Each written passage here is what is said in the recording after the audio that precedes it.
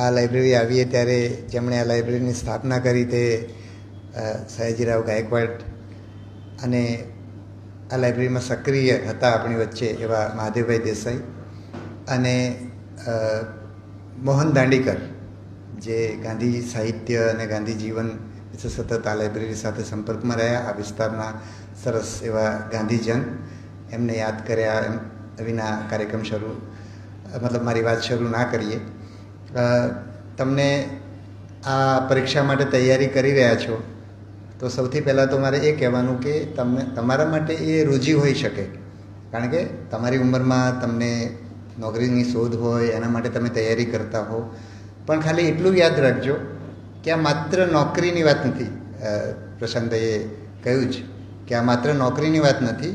આમાં જો તમે લોકોના જીવનમાં તમારા જેવા જ લોકો, તમે કદાચ આમથી તમે પસંદગી પામીને એવી જગ્યાઓ કે તમારા જેવા જ બીજા લોકોના જીવનમાં તમે બદલાવ લાવવા માટે, એમને મદદ કરવા માટેનો ભાવ રાખશો તો તમે ઉત્તમ કરી શકશો અને તમારી રોજગારીની જરૂરિયાતો પૂરી થાય. પણ એની સાથે સાથે બીજું કેટલું કામ થઈ શકે. આપણે આઝાદી પછી આટલા વર્ષોમાં આપણે જે કરવા માગતા હતા અથવા તો આપણી અપેક્ષા સુધી આપણે પહોંચ્યા નથી, એનું કારણ છે કે આપણે આપણી જે પણ વ્યવસાય કરતા હોઈએ, એ બિઝનેસમેન હોય, ઇન્ડસ્ટ્રી ચલાવતા હોઈએ, સરકારમાં હોઈએ, શિક્ષક હોઈએ, ડૉક્ટર હોઈએ, બધે જ આપણે સામાન્ય માણસનું ધ્યાન રાખીએ એવો જો પ્રયત્ન કર્યો હોત આપણે, અથવા તો જે સ્તરે કરવો જોઈતો હતો એવો આપણે કર્યો હોત તો આપણે કદાચ વધારે આગળ હોત. પણ હવે આપણે એ દિશામાં કામ કરીએ એ મારે ખાસ તમને કહેવું હતું. અને આ પરીક્ષા માટે દ્રઢ ઈચ્છાશક્તિ, કારણ કે સ્ટ્રોંગ આ પરીક્ષાઓ કંઈ સહેલી નથી. સતત આપણે રોજે રોજ નિષ્ફળ થવા, સફળ થવું, નિષ્ફળ થવું એ આખી પ્રક્રિયા છે. એટલે તમે ક્યાંક નિષ્ફળ થાવ તો એમાં નિરાશ થવાની જરૂર નથી, એ સ્વાભાવિક છે. કારણ કે કોઈક 2 વર્ષ, 3 વર્ષ, 5 વર્ષ એવી તૈયારી તમે કરતા હો તો તમને વાંચતા કંટાળો આવે, ઓછું વંચાય, કોઈક દિવસ ના વંચાય, બીજા પ્રશ્નો આવે, ત્યારે નિરાશા થાય. તો એને હેન્ડલ કરવી પડશે, કારણ કે આ લાંબી દોડ છે. એટલા માટે એના ઉપર તમારે ધ્યાન આપવું પડશે. અને હું મુખ્ય પોઈન્ટ કહી દઉં, પછી તમારા પ્રશ્નોથી જ આપણે વસ્તુ જોવાનો પ્રયત્ન કરશું. બીજું એટલું જ મહત્ત્વનું છે આત્મવિશ્વાસ. આત્મવિશ્વાસ વિના આ પરીક્ષા એટલે પાસ થઈ શકાય નહીં. એટલે 50% તૈયારી, 50% આત્મવિશ્વાસ. 100% તૈયારી હોય પરીક્ષા ખંડમાં અથવા પરીક્ષા પહેલાં અથવા પરીક્ષાની તૈયારી દરમિયાન આત્મવિશ્વાસ ખોઈ દઈએ એટલે તૈયારી પણ મોડી પડી જાય, પરીક્ષા ખંડની અંદર આપણું પરફોર્મન્સ નબળું થાય. એટલે આત્મવિશ્વાસ માટે આપણે સતત જાગૃત રહેવું પડે. અને આત્મવિશ્વાસ કંઈ સહેલાઈથી મળતો નથી, કારણ કે આપણને બચપણથી બધા લોકોએ ક્યારેક ને ક્યારેક ટોક્યા છે, આપણી નબળાઈઓ તરફ ધ્યાન દોર્યું છે. એટલે આપણે આપણી સબળાઈઓ વિશે આપણે વાકેફ છીએ જ નહીં. આપણે સતત એવો જ અનુભવ કરીએ છીએ કે હું તો આમ છું, મારામાં આ ખામી છે, આ ખામી છે. એટલે એનાથી સતત બહાર આવવાનો પ્રયત્ન કરતા રહેવું પડે, પોતાની પીઠ થાબડતા રહેવું પડે. જ્યારે નિષ્ફળ થઈએ ત્યારે એને હેન્ડલ કરવા માટે થઈને આપણે જ્યારે સફળ થયા હતા એ યાદ કરતા રહેવાનું. તો આપણે આટલી લાંબી દોડમાં આપણે ટકી શકીએ. એવી જ જરૂરિયાત નિયમિતતાની છે. અને નિયમિતતા મેં કહ્યું એમ સહેલી નથી. આપણે નિષ્ફળ જવાના જ છીએ. આપણે નક્કી કર્યું એમ રોજે રોજ નહીં જ કરી શકીએ. પણ આપણે થાય છે શું કે આપણી અપેક્ષા મુજબ અથવા આપણા પ્લાન મુજબ આપણે ના કરી શકીએ એટલે આપણે પછી બીજા 2 દિવસ બગાડીએ એની આલોચનામાં કે ભાઈ મેં આવું કેમ કર્યું, પોતાની ટીકા, અપરાધ ભાવ, એ બધામાં પડવાની જગ્યાએ જ્યારે આપણે 1 દિવસ બગાડ્યો હોય તો આપણું હવે કામ પેલો 1 દિવસ બગાડ્યો છે એના ઉપરની ચર્ચા અને એમાં સમય બગાડવાની જગ્યાએ આપણે હવે બીજો દિવસ સુધારવા ઉપર આપણે લાગી જઈએ, એના ઉપર આપણે ધ્યાન રાખવું પડે. ને એ સહેલું નથી હોતું બધા માટે. એટલે એમાં સફળ ના થાવ તો પણ નિરાશ નથી થવાનું, પ્રયત્ન કરતા રહેવાનું છે. પછી જ રીતે ક્રિએટિવિટી. તમે એક વિષય લઈને વાંચતા હો, કંટાળી જાઓ, અથવા એક પદ્ધતિથી વાંચતા હો, એક જગ્યાએ વાંચતા હો, એક સમયે વાંચતા હો, તો એ બધું જ બદલતા રહેવાનું. એટલે એ જેમ ક્રિએટિવિટીની તમે કંટાળી જાઓ એટલા માટે પણ ક્રિએટિવિટી તમારા માટે મહત્ત્વની છે. એટલે તમારી પરીક્ષા તૈયારીની પદ્ધતિઓ બદલતા રહેવાની. અને દરેકની પાછી જુદી જુદી રીત હોય. હું અહીંયા તમને કહું અથવા તમારા કોઈ મિત્ર એક રીતે તૈયારી કરતા હોય, સફળ થઈ ગયા, કોઈ ટોપરની તમે વાત સાંભળતા હો, તો એ તમારા માટે તમને જે ફાવતું હોય તમારા માટે યોગ્ય છે. એટલે તમારે પ્રયત્ન બધા કરવાના, પણ તમારી સાથે જે મેચ થાય એ પ્રકારે કરશો તો તમારું સારું રહેશે. એવી જ એક વસ્તુ છે બલ્ક રીડિંગ. આપણે શું કરીએ કે ઘડીકમાં આ વાંચીએ, ઘડીકમાં આ વાંચીએ, આ ચોપડી વાંચીએ, પેલી ચોપડી વાંચીએ, આ વિષય વાંચીએ, એમાં આપણો બહુ સમય જતો હોય છે. એટલે એક નક્કી કરવું પડે કે આ એક વિષય છે મારે પૂરો કરવાનો છે. એવું જરૂરી નથી કે આપણે 1 મહિનો સળંગે એ વિષય વાંચી શકીએ, એમાં કંટાળો આવે. પણ ધારો કે આપણે એવી 3 વસ્તુ પકડી લીધી અને ત્રણેયમાં મારે બલ્ક રીડિંગ કરવું છે, બલ્ક કામ કરવું છે, એક મોટા જથ્થામાં વાંચવું છે. અથવા તો એક વાંચવું જેવું નથી જરૂરી, કોઈ પ્રકારની તૈયારી કરવી છે. તો એ જે પણ તૈયારી કરો એ મોટા જથ્થામાં કરશો તો રિઝલ્ટ મળશે. તમારા મોટામાં મોટી મર્યાદા, તમે જ્યારે લાંબી તૈયારી કરતા હો ને ત્યારે તમે ચોપડી લઈને બેઠા હો, તમે બની શકે ઘરમાં કામ ના કરતા હો, કે સામાજિક પ્રસંગોમાં ધ્યાન ના આપતા હો, કે તમારા શોખના વિષયમાં ધ્યાન ના આપતા હો, પણ એનો અર્થ એ નથી કે તમે મોટા જથ્થામાં તૈયારી કરતા હશો. એટલે એના ઉપર તમે જે કરો છો એ અસરકારક રીતે તૈયારી કરો છો, એના ઉપર ધ્યાન રાખવું પડે.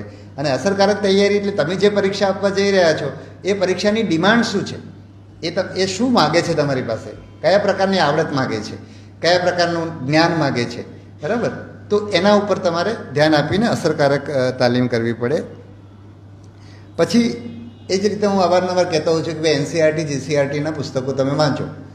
જરૂરી નથી કે તમારી પરીક્ષામાં એ પૂછાય જ, પણ એ તમે વાંચેલું હશે તો તમને જે નથી વાંચેલું એવું પણ કંઈ પૂછાશે તો તમારી જે સમજ છે એના આધારે તમે એ વસ્તુ એને એડ્રેસ કરી શકશો, તમારો જવાબ શોધી શકશો.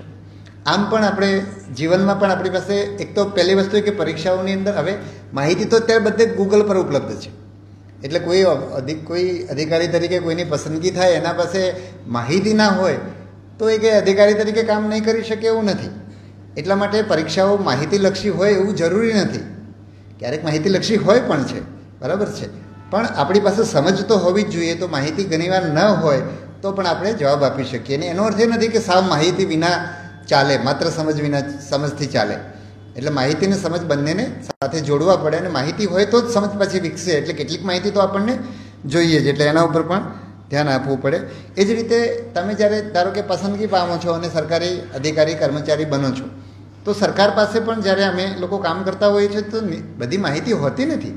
આપણે જીવનમાં પણ ઘણા બધા નિર્ણયો આપણે કરીએ ત્યારે બધી માહિતી ના હોય, તો આપણે કેટલુંક જોખમ લેવું પડે, કેટલુંક આપણે એનાલિસિસ વિશ્લેષણ કરીએ અને એના આધારે નિર્ણય કરીએ, કેટલાક આપણા અનુભવના આધારે નિર્ણય કરીએ, સમજના આધારે નિર્ણય કરીએ. એટલા માટે પણ સમજનું સારું એવું મહત્ત્વ છે. પ્રશ્નના ઉકેલ માટે, બરાબર છે. પછી આવશે હકારાત્મકતા. આ બીજી એક મહત્ત્વની બાબત છે કે તમે હકારાત્મક હશો તો જ, એટલે ઘણા બધાના તમારા સ્વાભાવિક રીતે તમારું ઘડતર એ રીતે થયેલું હોય, ઇવન એમાં જીન્સ પણ હોઈ શકે, બરાબર છે, તો તમારે એ સતત કેળવતા રહેવી પડે, હકારાત્મકતા કેળવતા રહેવી પડે. કેટલાક માણસો એવા જીવનમાં એમને સીધી જ હકારાત્મકતા જ આવે દરેક જગ્યાએ. કેટલાક જે લોકો બહુ આમ બોલકા હોય, બહુ એનર્જેટિક હોય, તો એ લોકો ગમે તેવી પરિસ્થિતિમાં રસ્તો કાઢીને આગળ વધે. એના સ્વભાવમાં જે વસ્તુ છે તો એમને કદાચ મુશ્કેલી ઓછી પડે. પણ 50% લોકો એવા હશે કે જે બહુ આમ શાંત ટાઈપના, બહુ ઓછા બોલવાવાળા, અંતર્મુખી, અને એમને સતત કોઈ વસ્તુમાંથી નકારાત્મકતા જ જડે. તો એનાથી તમારે એને હેન્ડલ કરવી પડે, બરાબર છે, અને એને તમારે નકારાત્મકતાથી બહાર નીકળવું પડે. એવું જ છે ફરિયાદ અને કૃતજ્ઞતા.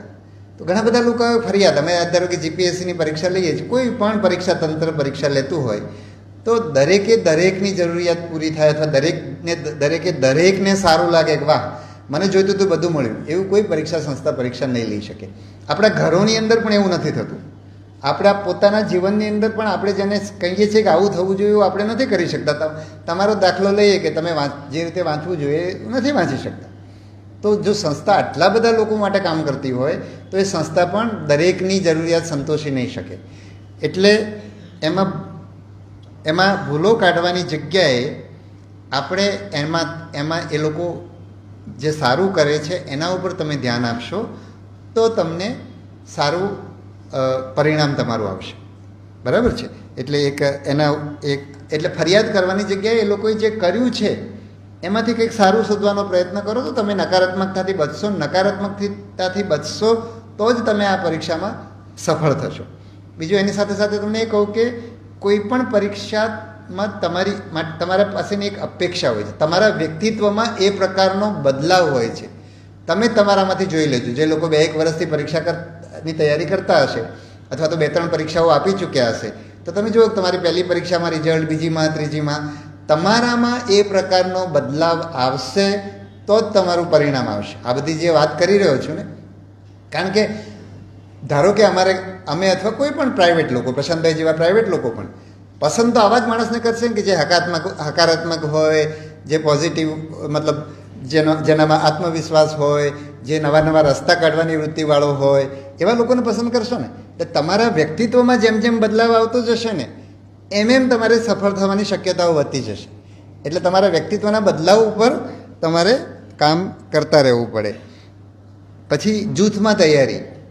તો જૂથમાં તૈયારી કરવાથી શું થાય કે તમને એકબીજાનો સપોર્ટ મળે. ઘણી એક વસ્તુ, ધારો કે એક જણ એક વિષય તૈયાર કરે છે, બીજો જણ બીજો વિષય તૈયાર કરે છે, જેણે જે વિષય તૈયાર કર્યો છે બીજાને સંભળાવે છે. ઘણી બધી આપણે કોઈના મોઢે સાંભળ્યું હોય અથવા ચર્ચા કરી હોય તો એ વધારે સહેલાઈથી યાદ રહેતું હોય છે. દાખલા તરીકે સિમ્પલ આપણે લઈએ કે ઇતિહાસનો વિષય, તો તમે વાંચશો એટલે તમને બધું આમ સરસ સરસ લાગશે, પણ પેપર તમારા હાથમાં આવે એટલે તમને એમ થાય કે આવું કંઈક વાંચેલું છે પણ એક્ઝેક્ટ ખબર નથી એમ. પણ જો તમે પેપર સોલ્વ કર્યું હોય અથવા બીજાઓ જોડે ચર્ચા કરી હોય તો તમને યાદ રહેશે. એટલા માટે પણ જૂથમાં કરવું જોઈએ. એ જ એની સાથે સાથે આપણે પેપરની પણ વાત કરી લઈએ કે પ્રશ્નપત્રો જેટલા કરશો ને, તમે ધારો કે ઇતિહાસ કે ભૂગોળ કે બધા વિષયો વાંચો ત્યારે બહુ સરસ લાગે, પહેલી વાર વાંચો તો એ સરસ લાગે, પાછા તમે બીજી વાર વાંચવા જાઓ ને એટલે તમને એમાં પાછું ભૂલાઈ ગયું હોય. પણ જો તમે એને પેપરના સંદર્ભમાં વાંચશો અથવા પેપર વાંચતી વખતે તમે પાછા પાઠ્યપુસ્તકની અંદર જઈને જોશો તો તમને યાદ રહેવાની શક્યતા વધશે.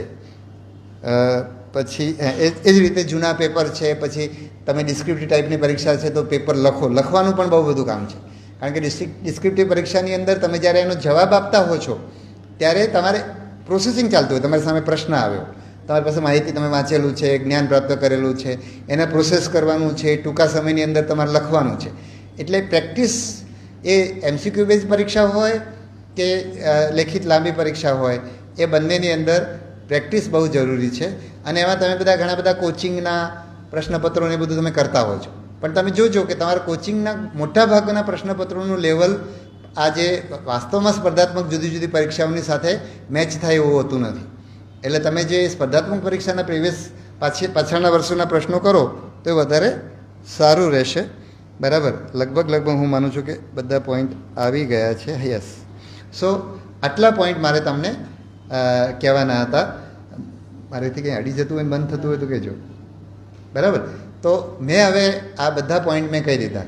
હવે તમારા પ્રશ્નો હોય એના સંદર્ભમાં હું જવાબ આપું તો તમને વધારે સારું રહેશે. એટલે જેને પણ પ્રશ્ન હોય એ બોલો ઊભા થઈને. તો હું કદાચ તમારો પ્રશ્ન માઇકથી નહીં સંભળાય તો હું રિપીટ કરી દઈશ એટલે બધાને સંભળાઈ જશે.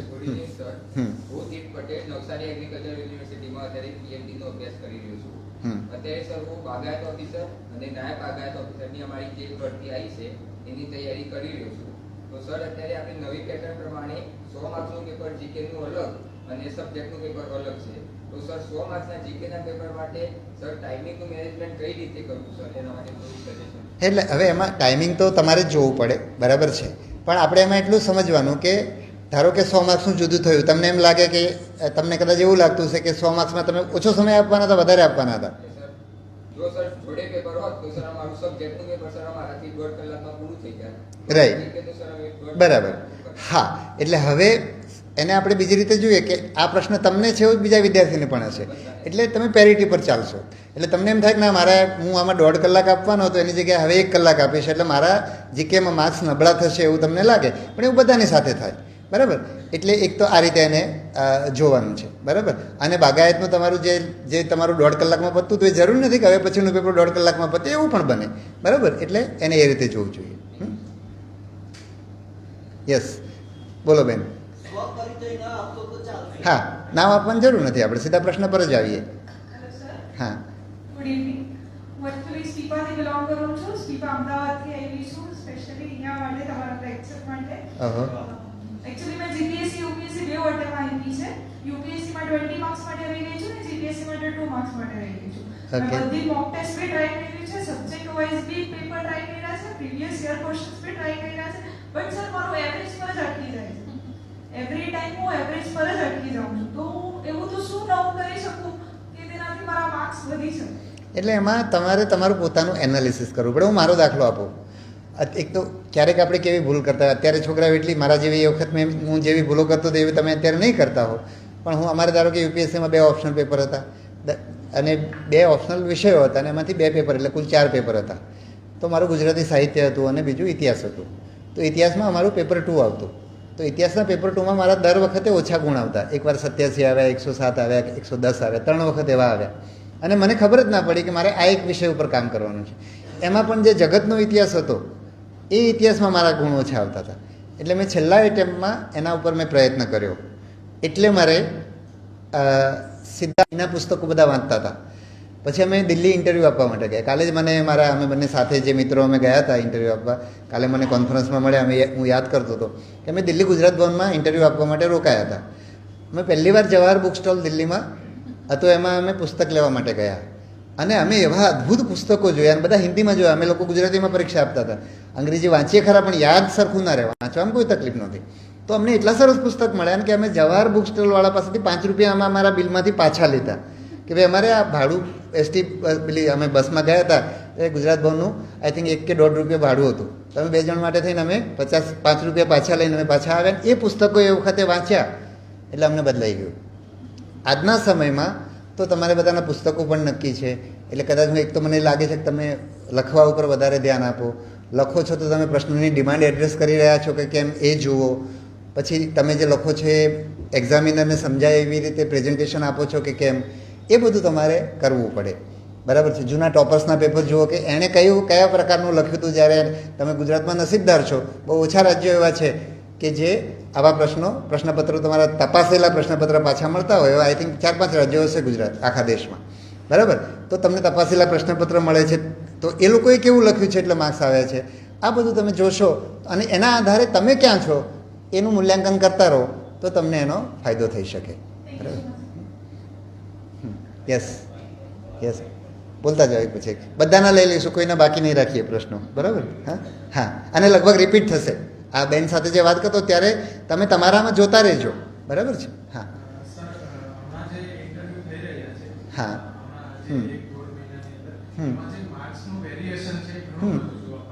બરાબર બરાબર છે. હવે ઇન્ટરવ્યૂનું કેવી રીતે શું કરવું જોઈએ ના કરવું જોઈએ અમે તો તમને ખબર પડે, અમે તમને ઇવેલ્યુએટ કરીએ છીએ માર્ક્સ આવે ત્યારે.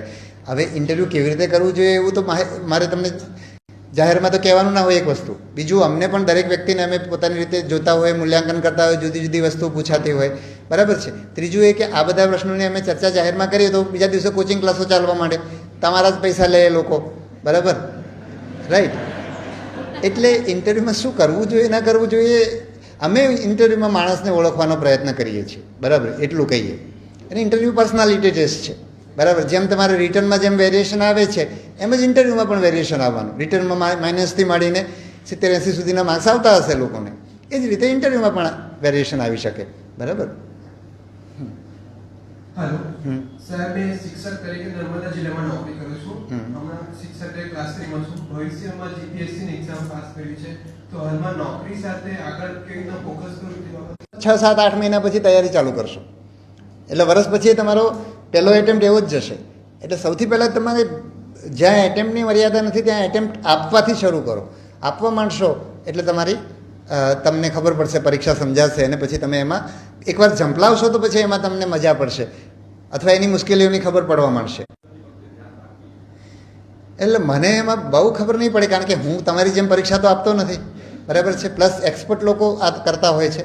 પણ સિમ્પલ વસ્તુ છે કે પ્રશ્નની ડિમાન્ડ એડ્રેસ થવી જોઈએ. આપણે શું કરતા જ્યારે આપણે શાળામાં પ્રશ્નપત્રો લખતા અથવા હું મારું યુપીએસસીનું જોઉં છું તો મને એમ જ દેખાય કે સીધા પ્રશ્નમાં જે પૂછ્યું છે એનો જવાબ છે અને અસરકારક રીતે અપાયો છે એ રીતે જોવું પડે એમ. ખાસ કરીને તમે ટોપર્સના પેપર જુઓ તો તમને આઈડિયા વધારે આવે એવું મારું માનવું છે. બરાબર.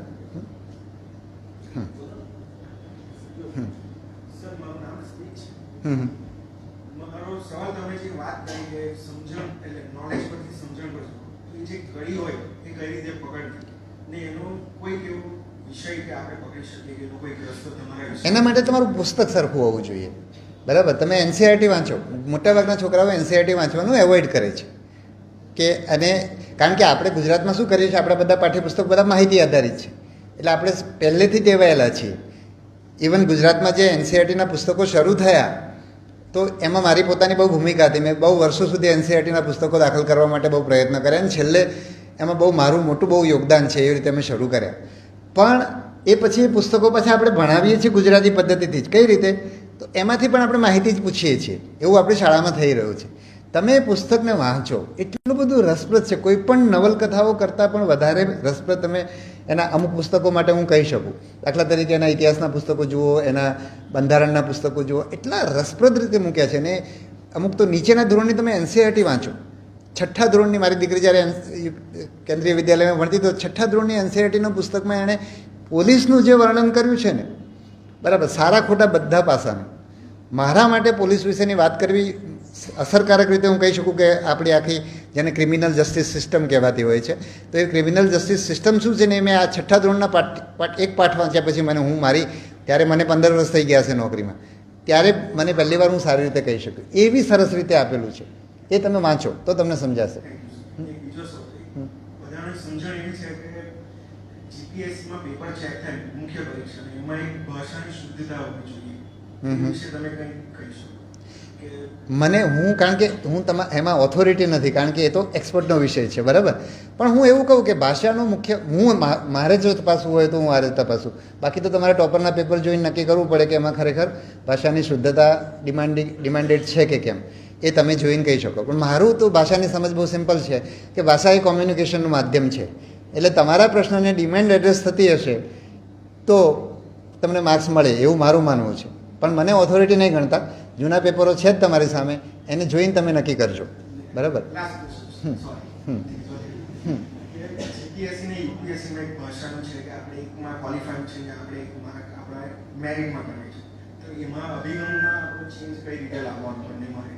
એટલે પહેલામાં તો ક્વોલિફાઈંગ છે, એટલે એમાં તો તમારું ટાર્ગેટ પાસ થવાનું જ હોય. અમે ભણતા ત્યારે પણ ક્વોલિફાઈંગ હતું, એટલે અમે તો એ વાંચતા જ નહીં, બરાબર. તો એક તો એ ક્લિયર થઈ ગયું કે ક્વોલિફાઈંગ છે, એટલે તમે ખાલી એમાં પાસ થવા માટે તૈયારી રાખશો. એવું યુપીએસસીમાં પણ થાય છે કે પાસ લોકો ગુજરાતી અને અંગ્રેજીના પેપરમાં પાસ ના થાય એવું યુપીએસસીમાં થાય છે, બરાબર. હવે અહીંયા તમારે એને મેરિટમાં ગણાય છે, એટલે એમાં તમારે સ્કોર કરવા માટે જૂના ટોપરના પેપરને બધું જોઈ અને એમાં તમારે સ્કોર કરવાની રીતે કામ કરવું પડે, બરાબર. યસ, હા, યસ. મારો સવાલ એ હતો કે જીએસના પેપરમાં એમસીક્યુ બેઝ તો તૈયારી કરીને જૂના ક્વેશ્ચન પેપર સાથે થઈ જાય છે, પણ જ્યારે ગુજરાતી અને ઇંગ્લિશનું લેખનનું પરીક્ષાનું પેપર આવે છે, તેની અંદર ભાષાની મૌલિકતા કેળવવા માટે, કારણ કે અત્યારે ડે બાય ડે ઇટર પ્રવૃત્તિનું વાંચન બહુ ઓછું થાય છે, તો કરંટ ન્યૂઝપેપર સાથે આપણે મૌલિકતા કેવી રીતે કેળવી શકીએ એ બાબતે થોડું ગાઈડ કરી શકો છો? કેમ કે આપણી પણ મોટી આપ લખો છો, એમાં ઘણું બધું થાય છે. અને બીજો એક સાથે એક સવાલ એ હતો કે આપણે ત્યાં એવું ચાલે છે કે ગુજરાતીના પેપરની અંદર આપણા માર્ક બહુ કપાય છે ગુજરાતી લેંગ્વેજની અંદર, તો એના માટે શું કરી શકાય? અને બીજું એક એ હતું કે ઇન્ટરવ્યુ માટે એક પૂછતા જો બધું ભૂલી જઈશું. એટલે જો પહેલું તમે ગુજરાતીની મૌલિકતાની વાત કરી, તો મૌલિકતા તો તમારે પ્રેક્ટિસથી આવે એક તો વસ્તુ. બીજું તમે ટિપિકલ પરીક્ષાલક્ષી બહુ આમ પરીક્ષામાં બંધાઈ જાઓ ને, એટલે તમે બહુ આમ સ્ટ્રેસમાં કામ કરો કે ભાઈ હું આમ લખીશ એટલે આમ થઈ જશે, અને આમ લખીશ તો મને આમ માર્ક્સ નહીં મળે, એવું બહુ વિચારશો ને તો કદાચ મને લાગે છે કે બહુ ઉપયોગી નહીં થાય તમને, એવું મારું માનવું છે, બરાબર છે. પણ તમારે પેપર જોઈને નક્કી કરવું પડે. બીજું હું મારો પોતાનો તમને અનુભવ કહું. મને ગુજરાતીમાં પહેલેથી સારા ગુણ નહોતા આવતા, અને મારે તો 1 થી 7 ધોરણમાં અમારે ગુજરાતીના 2 પેપર આવતા.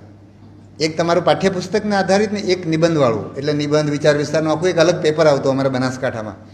તો પણ મારું ગુજરાતી ક્યારેય સારું નહોતું, કારણ કે ત્યાં ગુજરાતી સારી રીતે ભણાવવામાં પણ નહોતું આવતું. સાચી વાત કરું તો હું પછી 8મા ધોરણથી વિસનગર ગયો ને, તો મેં જોયું કે ત્યાં લોકોનું ગુજરાતી બહુ સારું હતું. એટલે મારું પહેલેથી પાયાથી જ ગુજરાતી સારું નહોતું. 10માં મારા 51 માર્ક્સ હતા અને 12માં કદાચ 56 કે 57 હતા. એમાં મેં જીપીએસસી ક્લાસ 1ની પરીક્ષા આપી, અને મેં જરા પણ તૈયારી કર્યા વિના જ આપી હતી, કારણ કે હું યુપીએસસી જ આપતો રહ્યો, એટલે વગર તૈયારી મેં પરીક્ષા આપી. મેં એકાદ દિવસ વાંચ્યું હતું. એ વખત અમારે લિબર્ટીનું એક પુસ્તક આવતું, એક નાનકડું વાંચીને ગયો હતો. એમાં એક નિબંધ પૂછાયેલો, આઈ થિંક ચોમાસાની સાંજ કે એવું કંઈક નિબંધ હતો, બરાબર. તો હું ત્યારે ગુણવંત શાહની કોલમ વાંચતો, એટલે એ જે રીતે લખે ને એવું મને થયું કે હું એ પ્રયત્ન કરું.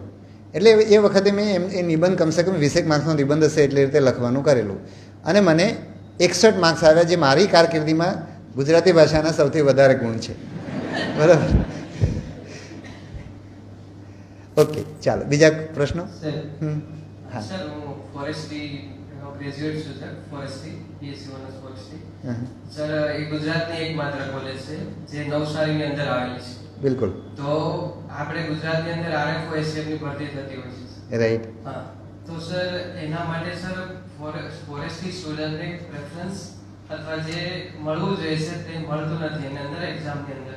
જેવી રીતના તમે સર હમણાં વાત કરી કે હોર્ટિકલ્ચર ઓફિસરની ભરતી આવેલી છે તેમાં ફક્ત ને ફક્ત હોર્ટિકલ્ચર ઓફિસર એટલે હોર્ટિકલ્ચર કરેલું છે ગ્રેજ્યુએટ છે એમને જ લેવામાં આવે છે. પરંતુ જ્યારે ફોરેસ્ટ્રીનું આવે સર તો એની અંદર ફોરેસ્ટ્રીના સ્ટુડન્ટોને ક્યાંય એલિજિબલ જ નથી કરવામાં આવતું અને એ લોકો સર કેટલા વર્ષ 1988 થી કોલેજ ચાલુ છે સર. ઓકે. અને અત્યાર સુધી સર કોઈ જેવું નથી કે આરએફઓ એસીએફ ઇવન ફોરેસ્ટરની અંદર બી એ લોકોને સમજી ગયો તમારો પ્રશ્ન સમજી ગયો. આપણે લાંબુ કરીએ એના કરતાં એટલે હવે જો આ જે નિયમો બનાવવાની આખી પ્રક્રિયા છે એ જે તે વિભાગ કરતો હોય છે. જીપીએસસી પાસે ફાઇનલી એડવાઇસ માટે આવતું હોય છે પણ નક્કી વિભાગ કરતો હોય છે એટલે તમારે ત્યાં રજૂઆત કરવી પડે. સર અમે સર 1988 થી સર આ તમે દિનેશ દાસા સરને ઓળખો છો અમારા સિનિયર છે સર. રાઈટ. હા એમણે બી ઘણી બધી અરજીઓ કરી છતાં પણ સર બીજા રાજ્યની અંદર સર એવું છે કંઈ નહીં મારા ધ્યાન પર આ ઇન્ફોર્મેશન આવી. હવે હું અત્યારે મને પણ બહુ ખબર નથી કે સરકારમાં કઈ રીતે નિયમો બને છે પણ ચલો મારા ધ્યાન પર ઇન્ફોર્મેશન આવે હું એ ધ્યાન પર રાખું છું મારાથી કે બીજા રાજ્યની અંદર ફક્ત સમજાઈ ગયો પણ એને રિપીટ કરીએનો કોઈ અર્થ નથી. હા બરાબર સમજાઈ ગયો તમારો પ્રશ્ન. હા ઓકે ચાલો. હા મારે એક ક્વેશ્ચન હતો કે જેમ યુપીએસસીમાં એવું આવે છે કે તમારી એજ ઓગસ્ટ સુધીમાં કન્સિડર કરવામાં આવે છે એટલે તમારે 21 યર્સની એજ હોવી જોઈએ ટિલ ઓગસ્ટ એ લોકો ટાઈમ આપે છે ફોર્મ અપ્લાય થઈ જાય તો પણ. તો એવી રીતે જીપીએસસીમાં પણ એ ચેન્જ લાવી શકાય? એટલે જીપીએસસીમાં જે આ જે ભરતીના નિયમો છે અને એમાં એક સર્ક્યુલર છે જે બહુ જૂનો છે 1960-70ની આજુબાજુનો છે અને એમાં એક એવું નક્કી એવું છે કે ભરતીની અરજી કરવાની છેલ્લી તારીખ હોય એ દિવસે તમારી પાસે એજ્યુકેશનલ ક્વોલિફિકેશન એ બધું હોવું જોઈએ. આવું મોટાભાગની ભરતીઓમાં છે. ક્યાંક નિયમોમાં એવું હોય કે જે લોકો ગ્રેજ્યુએટ ક્યાંક નિયમોમાં એવું પણ છે ધારો કે તમારા ક્લાસ 1-2માં છે હું જ્યાં સુધી મને ખ્યાલ છે ત્યાં સુધી કે જ્યાં તમે જે ગ્રેજ્યુએટની પરીક્ષામાં બેઠેલા હોય એ પણ પરીક્ષા આપી શકે. એટલે આ બધું નિયમોની અંદર હોય છે. છતાં તમે જે માહિતી આપો છો હું એને મારા ધ્યાન પર રાખું છું. મારે પણ બહુ લાંબો સમય થયો નથી મને બધી ખબર હોય. બરાબર. એટલે સર એજ માટેની વાત કરું છું કે એજ્યુકેશનલ ક્વોલિફિકેશન તો થઈ ગયો હોય પણ એજ આવતી હોય એજમાં તો એકદમ ક્લિયર છે કે ભરતી કરવાની અરજીની છેલ્લી તારીખે એ નિયમો બહુ સ્પષ્ટ છે. છેલ્લી તારીખે અરજીની છેલ્લી તારીખે તમારી એજમાં તમે એજ માટે લાયક થવા જોઈએ વધારે અથવા ઓછી. હા એટલે યુપીએસસીમાં ટાઈમ આપે છે કે ઓગસ્ટ સુધીમાં તમારું થઈ જાય તો તમારું કન્સિડર કરી લેશે ફોર્મમાં. તો એ રીતે ચેન્જ લાવી શકે? આઈ થિંક નહીં આવે કારણ કે બધી જ ભરતીઓ માટે આ વધારે યોગ્ય છે. બરાબર. કારણ કે જુદા જુદા સમયે જુદા જુદા લોકોને જુદું થાય. કોઈકને થતું હોય કોઈક એજમાં બહાર નીકળી જાય કોઈ અંડર એજ પણ હોય એવું પણ બને. બરાબર. યસ. હા હા હવે એ તો તમે તમારા બધા મિત્રો ઇન્ટરવ્યૂ આપીને આવે પછી જુઓ કે એ લોકોને. હા મારું જે કહેવું હોય તો તમને એટલું કહું કે તમે જે વિષય ભણ્યા હોય એની તમને સમજ હોવી જોઈએ. બરાબર છે. બાકી તમારું વ્યક્તિત્વ એવું હોવું જોઈએ. જે મેં તમને કીધું કે આ બધા જે મુદ્દાઓ કીધા એ બધા મુદ્દાઓ વ્યક્તિત્વમાં હોવા જોઈએ. બરાબર. મેં શું કીધું કે પ્રાઇવેટ હોય કે સરકાર હોય જે હકારાત્મક વ્યક્તિ હોય બરાબર છે રસ્તા કાઢી શકે એવી વ્યક્તિ હોય તો એ બધા તમારા બેઝિક એટલે તમે એટલે હું તો જ્યારે અમે લોકો ઇન્ટરવ્યૂ કરતા ત્યારે હું કહેતો કે ઇન્ટરવ્યૂની તૈયારી ના હોય તો તમે તમારા વ્યક્તિત્વમાં બદલાવ લાવશો તો તમારા ઇન્ટરવ્યૂમાં ફાયદો થશે. બીજું એ કે તમે એમાં સિલેક્ટ નથી થતા તો જીવનમાં ફાયદો થશે. એટલા માટે તમે તમારા વ્યક્તિત્વમાં બદલાવ લાવવો પડે. બરાબર. ઓકે. યસ. હા એમને પહેલાં લઈ લઈએ. Hello sir. હા મારો એવો ક્વેશ્ચન છે કે હું અત્યારે હું ફર્સ્ટ યરમાં કોલેજમાં છું. મારી પ્રિપેરેશન જીપીએસસી શરૂ થઈ ગઈ છે પણ અત્યારે 4 વર્ષ કોલેજના થઈ ગયા છે તો ગ્રેજ્યુએશન 4 વર્ષ પછી તો જીપીએસસી 4 વર્ષ પછી અપાય કે 3 વર્ષ પછી અપાય?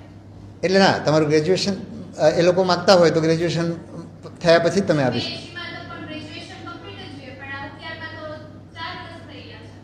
બધામાં 4 વર્ષ નહીં હોય ને કે બધામાં 4 વર્ષના ગ્રેજ્યુએશન ને એટલે પણ 1 વર્ષ ઓછું થયું હશે ને કે નહીં મને ખબર નથી તમારે કોલેજમાં શું આવ્યું હોય. અત્યારે બધા તમે 3 વર્ષના ગ્રેજ્યુએટ અત્યારે જે લોકો આ તો તમે બધા ભણી ગયેલા હશો એટલે એ લોકો એમને ખબર નહીં હોય પણ ટૂંકમાં જે લાગુ પડશે એ બધાને. જુઓ, ગ્રેજ્યુએશન આપણે માગતા હોઈએ તો 3 વર્ષનું ગ્રેજ્યુએશન હોય તો 3 વર્ષ પૂરા થયા. ટૂંકમાં તમારી પાસે ગ્રેજ્યુએશનનું પ્રમાણપત્ર હોવું જોઈએ, માર્કશીટ હોવી જોઈએ મિનિમમ, બરાબર. એટલે 4 વર્ષનું ગ્રેજ્યુએશન હોય તો 4 વર્ષ હોવા જોઈએ. દાખલા તરીકે હું તમને સમજાવું કે જીપીએસસી ક્લાસ 1, 2ની પરીક્ષા આપણે લઈએ છીએ, અત્યારે ગ્રેજ્યુએશન માગીએ છીએ, તો BA વાળો છે એ 3 વર્ષવાળો હશે, MBBS વાળો 4 વર્ષવાળો હશે. એટલે એ તો ગ્રેજ્યુએશન જેટલા વર્ષો લાગશે એટલે તમારે આપવા પડશે એમાં, બરાબર. યસ, હા. આમ તો લગભગ બધા બોલે છે, સંભળાય છે, એટલે માઇક નહીં હોય તો પણ હા. Good evening. જેમ કે પ્રાથમિક પરીક્ષામાં સૌથી મોટી જે કોમ્પિટિશન હોય તે ટાઈમ મેનેજમેન્ટની હોય છે. તો સર, મારી એક રિક્વેસ્ટ એવી હતી કે જે યુપીએસસી પ્રિલિમ્સની પેટર્ન છે કે જેમાં આપણે જો ક્વેશ્ચન અટેમ્પ્ટ નહીં કરવો તો એમાં આપણે ક્વેશ્ચન એમ છોડી શકીએ, એટલે ટીક કરવું એવું નહીં. તો આપણે જીપીએસસીમાં કરી શકીએ. એમાં આપણે ઈ ઓપ્શન આપેલો છે ને, એટલે સર એટલે એ ઓપ્શન નહીં આપવું જોઈએ તમારે. ના, એનું કારણ છે કે એ ગેરરીતિ અટકાવવા માટે આપણે કરેલો છે ઓપ્શન, કે તમે એને ખુલ્લો રાખો. અત્યારે છેલ્લી નીટનું જે થયું, નીટમાં જે ગડબડ થઈ તો ઓપ્શન લોકોએ ખુલ્લા રાખ્યા અને પછી પરીક્ષા પૂરી થઈ એટલે પછી ભર્યા. એટલે એવું ના થાય એટલા માટે આપણે એ ઓપ્શન રાખેલો છે. રાઈટ? યસ. નમસ્તે. હું અને મારા જેવા અનેક ગરીબ છોકરાઓની સર એક સમસ્યા છે કે તમે અગાઉ પોલીસ ભરતી બોર્ડના અધ્યક્ષ હતા, ત્યારે તમે પોલીસ ભરતી માટે પ્રાથમિક ટાઈમ ટેબલ બહાર પાડી દીધો કે આ મહિનામાં રનિંગ થશે, આ મહિનામાં એક્ઝામ થઈ જશે. તો અમે જોબમાં રજાઓ મૂકીને અત્યારે પ્રિપેરેશન કરીએ છીએ, પણ અત્યારે અગાઉ પરીક્ષાની કોઈ સંભવિત તારીખો નથી આવી. તો તેના માટે હવે અમે શું કરીએ સર, કે તૈયારીઓ ચાલુ રાખીએ આવી રીતે કે પછી ઘરે બેસીને કે પછી જોબ પર જઈએ? એટલે એક તો તમારે જોબ કરતાં તૈયારી કરવી જોઈએ, એવું મારું બધાને સજેશન છે. એના કારણે એક તો તમારું વ્યક્તિત્વ ઘડાય, બીજું તમારી પાસે પ્લાન બી હોય. જ્યારે તમારે આ નોકરીમાં તો આપણે જાણીએ છીએ કે એક જગ્યાની સામે 100 અરજીઓ આવે છે, એટલે તમારે થવાની શક્યતા 1%. તો તમારી પાસે બીજો ઓપ્શન હોય, બરાબર છે. એટલામાં અને તમે રોજે રોજ મતલબ નોકરી નહીં કરીને વાંચશો ને તો 8 કલાક. ના, તમારો પ્રશ્ન સમજો, એના પર આવું છું. તો 8 કલાક તમે તૈયારી કરશો ને, રોજ તમે વાંચતા હશો ને તો તમારી તૈયારી ઇફેક્ટિવ રીડિંગ એટલું નહીં થાય. એટલે જો તમે જોબ કરતાં કરશો તો ઉલટું સારી તૈયારી કરી શકશો. બીજું, ભરતી બોર્ડની પાસે પરીક્ષા લેવાની તારીખ એ લોકોની, જ્યારે એ લોકો પાસે પણ કામ હોય, એક પર્ટિક્યુલર લેવલે પહોંચે ત્યારે તમને તારીખ આપી શકે. બીજું, પોલીસનું ભરતી બોર્ડ છે એ તો એડહોક ભરતી બોર્ડ છે, બરાબર. જીપીએસસી તો ચલો માત્ર પરીક્ષાઓ લેવાનું કામ કરે છે, એટલે અમે એડવાન્સમાં બધું આપી શકીએ. એટલે તમને તારીખ ના પણ મળે એવું બની શકે, બરાબર છે. અને પરીક્ષા જાહેર થાય પછી તમે રજા લઈ શકો, બરાબર. અમુક છોકરાઓ કેવા છે સર, જે મજૂરી કરે છે, મીન્સ કે હાર્ડ વર્ક કરે છે, એટલે થાક લાગે છે, એ લોકો ઘરે જઈને વાંચી નથી શકતા, એટલે વધારે ટાઈમ નથી આપી શકતા. તો હવે તે લોકો પણ રજાઓ મૂકી દીધું તમારું પ્રાથમિક ટાઈમ ટેબલ જોઈને, અને હવે સંભવિત તારીખો નથી ને.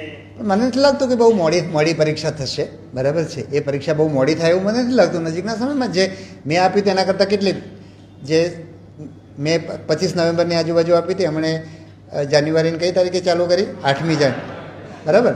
હવે મને પણ 25 નવેમ્બરની જગ્યાએ હું 5 ડિસેમ્બરની આજુબાજુ જ કરી શકું એવું હતું, મારું જે પ્લાનિંગ હતું એ પ્રમાણે, બરાબર. તો એમણે 1 મહિનો એમણે ડિલે કર્યો અને ખાસ સંજોગોના કારણે કર્યો. લેખિત પરીક્ષા પણ હું માનું છું કે મેં જે ટાઈમ ટેબલ આપ્યું એનાથી 1 મહિનો વિલંબિત થવી જોઈએ એવું મને લાગે છે. હું એમના થકી કંઈ કહી ના શકું, પણ તમારે વચ્ચે આ રીતે ફેરફાર તો કરતા જ રહેવા પડે. અને જ્યારે પરીક્ષા દૂર હોય ત્યારે તમે પરીક્ષા નોકરી કરતાં વાંચો, અને પરીક્ષા નજીક આવે ત્યારે રજા લો, એવું કરવું પડે, બરાબર. અને બીજું તમારે એ પણ કરવું પડે કે તમે જ્યારે કોઈ વિષય વાંચશો, ધારો કે પહેલી વાર તમે ઇતિહાસ વાંચવા બેઠા, તો એ ઇતિહાસના તમારે જે કંઈ 2-3 પાઠ્યપુસ્તક આપણે માની લઈએ કે NCERTના છે, વાંચવાના છે, તો તમને 1 મહિનો લાગશે. બીજી વાર વાંચશો ત્યારે તમને એનાથી ઓછો સમય લાગશે.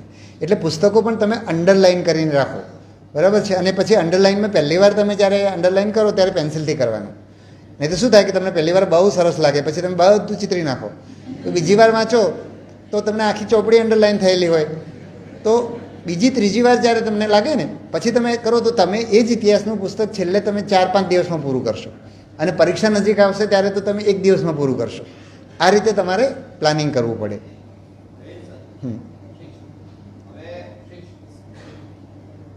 જય સર. હા, હવે આજે પીએસઆઈની મુખ્ય પરીક્ષાનો અભ્યાસક્રમ આવ્યો. હા, તો હવે તમે આપના જણાવ્યા મુજબ પ્રીવિયસ યર ક્વેશ્ચન આપણે અટેન્ડ કરવા. તો હવે પીએસઆઈ ના મુખ્ય પરીક્ષા માટે શું જીપીએસસી ના પ્રીવિયસ યર ક્વેશ્ચન એકદમ બરાબર છે. જીપીએસસીને જ કરવા પડે, કારણ કે બંનેનો અભ્યાસક્રમ સરખો છે. એટલે આપણે તેના કરીએ. હા, પીએસસી ના ક્વેશ્ચન પેપર આપણે અટેન્ડ કરીએ તો પીએસઆઈ માટે યોગ્ય રહી શકે. હા, યોગ્ય જ રહે. એનું કારણ છે કે બંને ગુજરાતીના પેપર છે, બરાબર. બંનેમાં નિબંધ છે, વિચાર વિસ્તાર છે, કોમ્પ્રિહેન્શન છે, બધી વસ્તુઓ સરખી છે, બરાબર. એટલે એને ભાષાના પેપર તરીકે તપાસવાનું છે. એટલે પેલા તમારી પાસે આના તો કોઈ પ્રીવિયસ યર પ્રશ્નો છે જ નહીં, તો તમારે એ જ વાંચવું પડે. એટલે એ તમને ગાઈડ કરી શકે, એમ મારું કહેવું છે, બરાબર. નમસ્કાર. નમસ્કાર. આપણે જનરલ પરીક્ષાઓ માટે તો એક કમ્પ્લીટ સિલેબસ છે તે મોટા હોય છે, પરંતુ ટેકનિકલ પરીક્ષાઓમાં એમાં બી સ્પેશિયલી એવી પરીક્ષાઓ કે જ્યાં મલ્ટિપલ બ્રાન્ચીસ એલિજિબલ છે. લાઈક હમણાં જે વેકેન્સી આવી પરીક્ષા આવવાની છે આપણે ટોલમાપ ખાતાની, કે જેની અંદર ફિઝિક્સ ગ્રેજ્યુએટ હવે એલિજિબલ છે, સાથે સાથે મિકેનિકલ એન્જિનિયર એલિજિબલ છે, સાથે સાથે ઇલેક્ટ્રોનિક્સ ઇલેક્ટ્રિકલ એન્જિનિયર. બરાબર, બરાબર. હવે એવું જોવામાં આવ્યું છે, મતલબ as a student as a candidate અમે, કે એવી કોઈ નીતિ અત્યાર સુધી ફિક્સ નથી કે જેથી કરીને અલગ અલગ ગ્રેજ્યુએશનના વિદ્યાર્થીઓને એક સરખા પ્રશ્નો, મતલબ કે આટલા જ પ્રશ્નો ફિઝિક્સના આવશે, આટલા જ પ્રશ્નો, એવું થાય છે કે જનરલી સમજાઈ ગયું. તમારે કહેવા એવું માગો છો કે ફિઝિક્સ, કેમેસ્ટ્રી, બાયોલોજી હોય અને 60 માર્ક્સ હોય તો બધા ત્રણેયના 20-20 આવે, એવું કંઈ કરવામાં આવ્યું નથી, એવું તમારું કહેવું છે, બરાબર. એવું જોવામાં આવ્યું છે કે નજીક નજીક હોય છે, પરંતુ ક્યાં ક્યાં કેટલીક બ્રાન્ચીસને ડાયરેક્ટ એડવાન્ટેજ પહોંચી જાય. એટલે એમાં તમારે એક બે વસ્તુ સમજવી પડે. એક તો તમારી એડવાન્ટેજવાળી વાત સાચી, બાકી ઇન જનરલ જે જનરલ નોલેજનું પેપર હોય પર્સનલાઇઝ કરવાનો અમારો પ્રયત્ન ચાલુ જ છે. થોડોક સમય લાગશે, પણ અમે એ કરવાના જ છીએ જેથી કરીને તમારા આ જે બધા પ્રશ્નો છે ને એ એડ્રેસ થઈ જાય. એટલે એ પણ જોવામાં આવ્યું છે કે ઇલેક્ટ્રિકલ એન્જિનિયર છે, તો જેમ કે હમણાં જે પરીક્ષાની પ્રિન્સિપલ ક્લાસ તેની અંદર સિલેબસની અંદર મિકેનિકલ એન્જિનિયર, ઓટોમોબાઈલ એન્જિનિયર એ રીતે એલિજિબલ. હવે મિકેનિકલ એન્જિનિયર ઓટોમોબાઈલ તો ભણ્યો છે, ઇલેક્ટ્રિકલ ઇલેક્ટ્રોનિક્સની અંદર સારું જાણે છે, પરંતુ તેની અંદર સરખામણી કરી નહીં શકાય. તમારો મુદ્દો મને સમજાય છે અને સિલેબસને રેશનલાઇઝ કરવાનું પ્રક્રિયા ચાલુ થઈ ગઈ છે. થોડોક સમય લેશે, આપણે ચોક્કસ કરવાના છીએ. તો હું હજી સ્કૂલમાં છું અને મને બે સ્ટ્રીમમાં ઇન્ટરેસ્ટ છે, આર્ટ્સ અને સાયન્સ. તો મારો પ્રશ્ન એ છે કે આગળ જઈને હું આગળની કઈ સ્ટ્રીમ લઉં કે મને મારી જીપીએસસી કાં તો યુપીએસસી પ્રિપેરેશન્સમાં કામ આવે. જો યુપીએસસી જીપીએસસીની કરવી હોય તો આર્ટ્સ, બરાબર છે. કારણ કે આર્ટ્સના ઘણા બધા, આપણે જીએસની વાત કરીએ જનરલ સ્ટડીઝની, તો એમાં તમને પોલિટિકલ સાયન્સ એટલે કોન્સ્ટિટ્યુશન આવે, હિસ્ટ્રી આવે, જ્યોગ્રાફી, ઓફકોર્સ સાયન્સ અને બંનેમાં આપણે ત્યાં ભણાવવામાં આવે છે, બરાબર. એટલે તમને પ્લસ નિબંધ લખવાનો આવે, તો એ રીતે તમને આર્ટ્સની જરૂર પડે, બરાબર. પણ એટ ધ સેમ ટાઈમ તમારે, ભાઈ વાતો ના કરો, તમને આઈ થિંક પૂરું થઈ ગયું છે કે શું? તો એની સાથે સાથે તમારે જનરલ સાયન્સ જે છે, કારણ કે તમને યુપીએસસી કે જીપીએસસી આપશો તો એમાં સાયન્સની જરૂર પડશે, તો તમને એમાં જે પરીક્ષા છે એમાં આર્ટ્સના વિષયો વધારે ઉપયોગી છે, પણ સાયન્સનું જ્ઞાન તો તમને હોવું જરૂરી છે. એટલે એના માટે તમે જે નીચેના ધોરણની એનસીઈઆરટી ચોપડીઓ છે સાયન્સની, એ તમે સમજની સાથે વાંચો તો એ તમારા માટે સારું રહેશે. હા,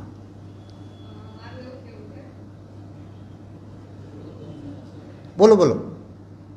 આપણે પ્રિપેરેશન દરમિયાન એક ટાઈમ પ્રી આપો છો, મેન્સ આપો છો, પછી એક ટાઈમ પછી પ્રી પેટર્ન બદલાય છે, તો પ્રીમાં જ સ્ટક થઈ જાય છે, મતલબ પ્રી નથી નીકળી શકતી.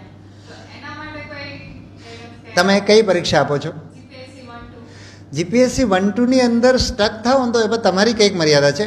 પેટર્ન થોડી આગળ પાછી થઈ શકે, પણ મેં છેલ્લા સમયની અંદર એવી કંઈ પેટર્નમાં મોટો ફેરફાર નથી જોયો કે જે પહેલી વાર પ્રિલિમ પાસ કરે તો બીજી વાર ના કરી શકે. એવું જીપીએસસીની પ્રિલિમમાં એવો પ્રશ્ન નથી, બરાબર. ત્યાં પછી પહેલી વાર તમે, હા રાઈટ. પણ એમ નહીં, પણ આ બધા પેપરો એવા છે કે જે લોકોએ સરખી તૈયારી કરી હશે ને તો આ બધામાં પાસ થશે. બરાબર. તમે લોકોએ જો તૈયારી પરીક્ષાને સરખી સમજ્યા હશો ને મેં તમને પર્સનાલિટીમાં જે ફેરફાર લાવવાના કીધા ને એ લાવ્યા હશો, સમજ આધારિત પુસ્તકો વાંચ્યા હશો, તો આ બધી પરીક્ષાઓ તમારા માટે એકદમ સિમ્પલ, તમે બધી ક્લિયર કરી શકશો. એટલે તમારી પ્રિપેરેશન ઉપર થોડું તમારે ધ્યાન આપવું પડે.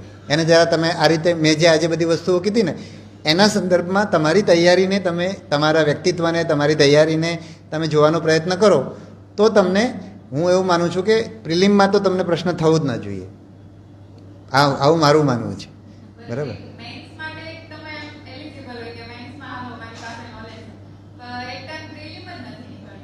પ્રિલિમ એટલે પ્રિલિમ ના નીકળે એવું એટલીસ્ટ જીપીએસસી માટે હું કહી શકું. યુપીએસસીની પ્રિલિમ વધારે અનપ્રિડિક્ટેબલ છે, પણ જીપીએસસીની પ્રિલિમ લગભગ જે લોકો એકવાર ક્લિયર કરે છે એ વધારે વાર કરી શકે એવું મારું માનવું છે.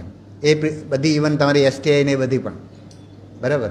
એકવાર બધા પેપરના પીવાયક્યુ તમે જોઈ લો, એના આધારે તમારી તૈયારીમાં ક્યાં તમે પાછા પડો છો એ જોઈ લો. બરાબર. ઇવન ધારો કે કેટલીક વાર ઇન્ફોર્મેટિવ પેપર પણ આવ્યા છે, પણ તમારું સ્કોરિંગ એટલું બધું તમારી પાસે ઓછું જોઈએ છે. એટલે ઇવન તમારું પેપર ઇન્ફોર્મેટિવ હોય, તમે સમજણ આધારિત તૈયારી કરી હોય તો પણ તમે પ્રિલિમ ક્લિયર ના કરો, કટ ઓફ જ એટલું બધું નીચું જાય છે કે તમે ક્લિયર ના કરો. અને બીજું 7-8 વિષયો છે, એટલે કોઈક વિષયમાં તમે પાછા પડો તો બીજામાં તમારે કવર થઈ જાય. તમારામાંથી ઘણા લોકો એવા છે કે જે 4-5 વિષયોની તૈયારી કરીને જીપીએસસીની પ્રિલિમ ક્લિયર કરે છે. બરાબર. એટલે તમે તમારી તૈયારીને થોડીક જુદી જુદી રીતે જોઈ લો. બરાબર.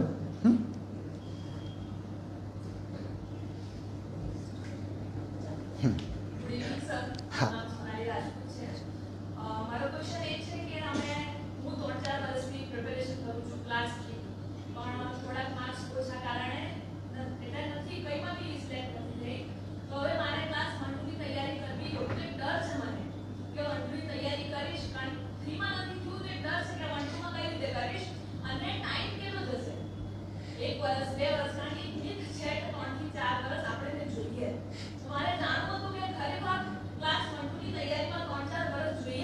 મારું એટલે કોઈ પણ આ બધી પરીક્ષાઓ છે ને એ તમારે પહેલાં 1 વર્ષની તૈયારી માગે છે. પછીનું જે તમારું રિઝલ્ટ નથી આવતા એમાં તમારી અસરકારકતાનો પ્રશ્ન છે. બરાબર. આ બધી જ ઇવન ક્લાસ 1-2ની માટે પણ તમારે, હા તમે મેન્સમાં કદાચ તમને પ્રશ્ન થાય કારણ કે ડિસ્ક્રિપ્ટિવ પેપર છે, તમારી લખવાની ability over a period of time improve થાય, પણ તમે પ્રિલિમ્સ તો પહેલાંમાં જ ક્લિયર કરી શકો. બીજું તમે આજે 3-4 વર્ષના આ બધી લિમિટો છે ને, મારી દૃષ્ટિએ સૌથી મોટો પ્રશ્ન ગુજરાતમાં તૈયારી કરનારા લોકોનો છે કે 3-4, મેં કીધું મોટાભાગના લોકો એમ કે મારે તો આપવી છે પણ હું તો 1-1.5 વર્ષ તૈયારી કરીને આપીશ. એવું હોતું જ નથી. બરાબર છે. તમારે પહેલાં જ વખતે આપવાની. અને એક તો આ પરીક્ષાને બહુ મોટી આપણે બનાવી દઈએ છીએ. હું મારો પોતાનો દાખલો આપીશ. મેં યુપીએસસીની પ્રિલિમની તૈયારીમાં પહેલું તો હું નહોતો આપતો એનું કારણ તમને કહી દઉં, આ તમને બધાને કામ આવે એવી વસ્તુ. હું એમ માનતો કે ગુજરાતી છોકરાઓને જનરલ નોલેજ નથી હોતું, એને અંગ્રેજી નથી આવડતું. બરાબર. એટલે એક હર્ષવર્ધન ગુજ્જર કરીને એક આઈઆરએસ ઓફિસર તરીકે નિવૃત્ત થયા. મેં ઘણી બધા જગ્યાએ મારા વિડીયોમાં તમે સાંભળ્યું હશે, છતાં હું તમને આ વસ્તુ ફરી વાર કહું છું. તો એમણે તૈયારી શરૂ કરીને તો એ એકદમ ગામડાના, બરાબર, સરખું ગુજરાતી બોલતા પણ ના આવડે એવી વ્યક્તિ. બરાબર. તો એને એના મિત્ર મારા રૂમમેટ હતા. એટલે કાયમ એમ કે આ હર્ષવર્ધન છે ને આનો આમ એમએસસી છોડીને આ સિવિલ સર્વિસના રવાડે ચડી ગયો છે ને, આનું એમએસસી છૂટી જશે. એક દિવસે એના કોઈક મિત્રને લઈને મળવા આવે ને મારો મિત્ર હાજર નહોતો એટલે હું એને ચા પીવા લઈ ગયો. તો એણે એમ કીધું કે, મેં કીધું કે આ પરીક્ષા તો અંગ્રેજીમાં થાય છે, આપણે ગુજરાતીમાં તો ફાવે જ નહીં. તો કે આ પરીક્ષામાં એવું કંઈ નથી એમ, આ તો એકદમ કોઈ પણ કરી શકે એવી પરીક્ષા છે. બીજું આ પરીક્ષા અંગ્રેજીમાં થતી નથી. મેં એને એમ પણ કીધું કે આ ગ્રુપ ડિસ્કશન આમાં હોય છે. તો એમણે એમ કીધું કે આમાં ગ્રુપ ડિસ્કશન હોતું નથી, ખાલી ઇન્ટરવ્યૂ હોય છે અને આપણે આ પરીક્ષા ગુજરાતીમાં પણ આપી શકીએ છીએ અને ઇન્ટરવ્યૂ પણ ગુજરાતીમાં થાય છે. આટલું કીધું એટલે મેં પરીક્ષા આપવાનો વિચાર કર્યો. મને એમ હતું કે આપણું જનરલ નોલેજ સારું ના હોય. એટલે ડિસેમ્બરમાં મેં એનસીઈઆરટી વાંચવાનું શરૂ કરી. એનસીઈઆરટી વાંચી તો મજા પડી ગઈ. આપણે તો આવા પુસ્તકો જ જોયા નહોતા ક્યારે. બરાબર. અંગ્રેજીમાં વાંચતા ત્યારે હિન્દીમાં એનસીઈઆરટી અમારી પાસે હતી નહીં. અને ગુજરાતમાં ખાલી આખા ગુજરાતમાં બરોડામાં ન્યૂ મેડિકલ બુક સ્ટોલની અંદર જ એનસીઈઆરટીની ચોપડી મળતી હતી, બીજી જગ્યાએ ચોપડી નહોતી મળતી. બરાબર. એવી સ્થિતિ હતી એ જમાનાની આ વાત કરું છું. બરાબર. તો એટલી બધી મજા પડી ગઈ વાંચવાની. પછી પરીક્ષા આપણે ફોર્મે ભરી દીધું ડિસેમ્બરમાં. અને મેં 15 એપ્રિલે, હું જો બરાબર યાદ કરતો હોઉં તો 15 એપ્રિલે મેં એકચ્યુઅલ પરીક્ષાની તૈયારી શરૂ કરી. જીએસ વાંચવાનું, જનરલ સ્ટડીઝ કહો છો ને તમે વાંચવાની. ટાટા મેકગ્રો-હિલની એ વખતે ગાઈડ આવતી, બહુ જાડીની આટલી જ આવતી હતી. બીજી બધી આવી ગાઈડો આવતી, પણ આ એક આવી જ ગાઈડ આવતી. એ મેં વાંચવાનું ચાલુ કરી. 15 દિવસમાં મારી તૈયારી પૂરી થઈ ગઈ. હું એવું માનતો કે ગુજરાતી લોકોને જનરલ નોલેજ આવડતું નથી. બરાબર. એટલે 15 દિવસ પછી કરવું શું? એમ પરીક્ષા 9મી જૂને હતી, તૈયારી 15મી એપ્રિલે શરૂ કરી, 16મી એપ્રિલ કે 15મી એપ્રિલે. 15-20 દિવસમાં આખું પૂરું થઈ ગયું. 6-7 સબ્જેક્ટ હતા, બરાબર. એમાં એણે ગાઈડની અંદર આવું 100 પાનાનું મટીરિયલ આપ્યું હોય અને પાછળ પીવાયક્યુ આપ્યું. પીવાયક્યુ અમારા વખતમાં તો પેપર હાથમાં આવતું નહોતું, પણ એના આધારે એણે કરીને આપેલું હોય. હવે મેં તો પછી બધી ભાતની પરીક્ષા, બેંક પીઓની ને બધી ભાતની પરીક્ષાના પેપર રોજ જોઈએ, કારણ કે ટાઈમ ક્યાં પસાર કરવો. આપણે એમ એવું ત્યારે વિચાર ના આવે. અમારા ટીચરે એ વખતે કીધું હતું કે તમારે મેન્સની તૈયારી થ્રુ પ્રિલિમ નહીં કરવાનું. પ્રિલિમ આટલી નજીક હોય ને આપણે મેન્સ કેમ વંચાય? એટલે એમ કરીને મેં પ્રિલિમ આપી. પ્રિલિમ હું પાસ થઈ ગયો અને પછીની દરેક પ્રિલિમમાં મેં 2 દિવસથી વધારે નથી વાંચ્યું. યુપીએસસીની પ્રિલિમમાં દરેક વખતે હું પ્રિલિમ પાસ થઈ ગયો, બરાબર. 4 વખત મેન્સ આપી, 3 વખત ઇન્ટરવ્યૂ આપ્યા, બરાબર. 2 વાર સિલેક્શન થયું. પણ પહેલી વાર જ્યારે પ્રિલિમમાં મેન્સમાં હું પાસ થઈ ગયો, અમારે 9મી જૂને પરીક્ષા હતી, જુલાઈની 27-28મી રિઝલ્ટ આવે.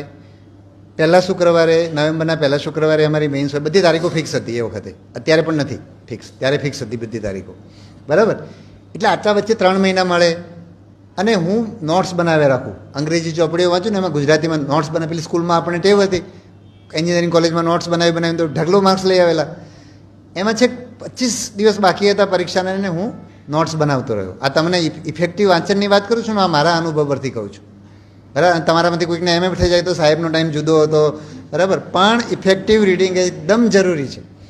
25 દિવસ બાકી રહ્યા ને એટલે મેં એવું નક્કી કરી દીધું કે હવે તો આ તો કેવી મોટી પરીક્ષા છે, આમાં 25 દિવસની તૈયારીમાં થોડું થાય. 25 દિવસ મેં કંઈ નહીં વાંચ્યું, પરીક્ષા આપી દીધી. તમે પેલા બેન પૂછતા હતા ને કે આ કેટલા વર્ષ હોય ને આવી મિથ છે ને, બરાબર. એ પરીક્ષા આપી. એ પેપર મતલબ મેં 4 વાર મેઇન્સ આપી છે, બરાબર. એ પરીક્ષામાં હું મને ઇન્ટરવ્યૂ ના આવ્યો. બરોડામાં એક જણનો મારા 825 માર્ક્સ હતા. બરોડામાં જેનો ઇન્ટરવ્યૂ આવ્યો એના 835 માર્ક્સ હતા. દેટ મીન્સ કે 800 મારા 10 જ ઓછા હતા. કદાચ એનાથી 825થી ઓછા 830 વાળાને કદાચ ઇન્ટરવ્યૂ આવ્યો આપણને ખબર નથી, ત્યારે આ બધી માહિતી ઉપલબ્ધ નહોતી. તો 10 માર્ક્સ માટે મેં મેન્સ ક્લિયર મારાથી નહીં થઈ. બીજી વાત કરું, એ પરીક્ષામાં અમારા ઇતિહાસના 2 ઓપ્શનલ હતા. મેં કીધું ને ઓપ્શનલ 2માં મારા ખરાબ, પેપર 2માં ખરાબ આવતા હતા. પેપર 1માં મારા પહેલા એટેમ્પમાં જેટલા માર્ક્સ આવ્યા છે એટલા એ પછી ક્યારેય નથી આવ્યા, અને મોટાભાગે ટોપરને એટલા માર્ક્સ નથી આવ્યા. એટલે આપણે બધું આમ માનીને ચાલીએ કે પહેલી વાર આપીએ એટલે ખરાબ થાય, બરાબર. 25 દિવસ અને પછી પણ દર વખતે મેં મેન્સની એટલી મોટી માની લીધી. જો હું પ્રિલિમને જે રીતે 2 દિવસમાં તૈયારી કરતો હતો એમ મેં મેન્સ આપ્યો તો બહુ વહેલું થઈ ગયું હોત, બરાબર.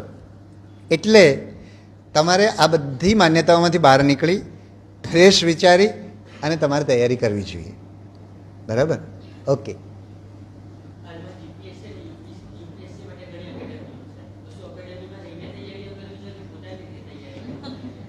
હવે એક તો અત્યારે બધું મટીરિયલ તમને ટેલિગ્રામ ચેનલો ઉપર ઉપલબ્ધ છે, બરાબર. એટલે તમારે કોઈ પણ વિષય તૈયારી કરવી હોય તો તમે ઘરે બેસીને લેક્ચર સાંભળી શકો, લેક્ચરની જરૂર હોય તો. એટલે ક્યાંય એકેડેમીમાં જવાની જરૂર મને નથી લાગતી, બરાબર છે. તમે લોકો જે એકેડેમીમાં અને કોચિંગમાં ખર્ચ કરો છો એનું મારું કારણ એ છે કે તમે તમારી જાતે મહેનત કરવા માટે સક્ષમ નથી, એટલે ડિપેન્ડન્ટ થઈ જાઓ છો. તમે જુઓ કે ઇવન એકેડેમીવાળા એ પાસ થતા હશે પણ થાય તો છે એમના જોરે જ. મેં કીધું એ પ્રકારે એમના વ્યક્તિત્વમાં ફેરફાર આવેલો છે. એ લોકોએ અસરકારક વાંચ્યું છે, પરીક્ષાને સમજ્યા છે, પરીક્ષાની ડિમાન્ડને એડ્રેસ કરી છે, એટલે પાસ થયા છે. નહીં કે કોચિંગમાં ગયા એટલે પાસ થયા છે. એટલું યાદ રાખવાનું. તમે ચેક કરી લેજો તમારા જેટલા મિત્રો પાસ થયા, પૂછી પણ લેજો, બરાબર. नमस्ते। मैं हिंदी में बोल सकता हूँ? बिल्कुल। सबसे पहले सियाजी लाइब्रेरी का मैं हार्दिक अभिनंदन, जिसके कारण हम लोगों को ये मौका मिला, मतलब बालकों को मार्गदर्शन देना आज के टाइम में सबसे जरूरी है। ठीक है, आगे। 1 साल के भी बच्चे बिगड़ रहे हैं। ठीक है, आगे बढ़ो। हाँ। दूसरा ये पर्यावरण के लिए भी आपने जो बताया बहुत अच्छा लगा। ठीक है, सवाल पे आ जाते हैं। मेरे पास होती है सर आपकी मेल आईडी चाहिए। क्यों? हकारात्मक ही बोलना है यहाँ पे। नहीं, आप सवाल पे आ जाइए। मेल आईडी तो ठीक है, मेल आईडी का मैं कहाँ जवाब दे पाऊंगा। वो मत बताइए, मैं मत बताइए, आपके बारे में सुनने नहीं आए, आप सवाल के बारे में आए हैं लोग। हाँ, सवाल पे मैंने पीएसआई जीपीएस मैंने लाइव में पहला गवर्नमेंट कोई भी फॉर्म भरा है, ठीक है, पीएसआई और जीपीएससी का है, सूरत से भरा है, ठीक है, तो ये 300 नंबर वो कैसे, अब बैठिए, मैं आपको समझाता हूँ। मेरे ख्याल से आप ऐसे सवाल पूछते हैं जो किसी को यूजफुल नहीं है। अब आपको सबको पता है कि कट ऑफ मार्क्स कोई पहले बता सकता है कि कितने मार्क्स से पास हो जाओगे? हर बार कट ऑफ चेंज होता रहता है, राइट? तो मेरे ख्याल से आपके सवाल वैलिड नहीं, और लोग पूछें। चलो आपको बाद में लेते हैं। यस, ने हमारे जब यूपीएससी का जो सेंटर था, वहाँ के एक डायरेक्टर थे जो 15 दिन मैंने जब ज्वाइन किया, उसके बाद शायद 1 महीने के अंदर अंदर उन्होंने रिज़ाइन किया था। तो वो रहते हैं कर्नाटक में, तो मैं कहीं गया था तो मैंने किसी से नंबर लेके उनको फ़ोन किया, तो उन्होंने भी मुझे ये बताया कि आप इस तरह की बातें करते थे जब ज्वाइन, मतलब आप तैयारी के लिए आते थे। तो एकदम हम लोग आज यहाँ बैठे हैं खुले, इस तरह से बातें कर पा रहे हैं, उनकी वजह से कर पा रहे हैं। ऐसी जगह पे आप हो और सिविल सर्विस जैसी परीक्षा दे रहे हो, तो आपका क्या गोल हो सकता है? यही हो सकता है, राइट? ओके, हाँ સર, મારો પ્રશ્ન એ છે હા કે વર્તમાનપત્રમાં આપણે સાંભળતા હોઈએ છીએ કે દિવ્યાંગો માટે હવે વિશેષ સરકાર દિવ્યાંગ કેટેગરીમાં આવો છો એ ક્લિયર થઈ જાય.